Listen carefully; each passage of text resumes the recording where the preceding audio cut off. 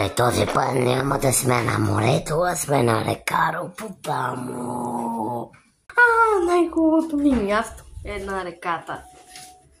Виж, има и лодка там. Имаме си парички, откаждаме си. Ще върнем ето този край. После ония плюс, Леония и така нататък.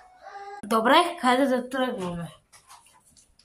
Внимание, лодка тръгва.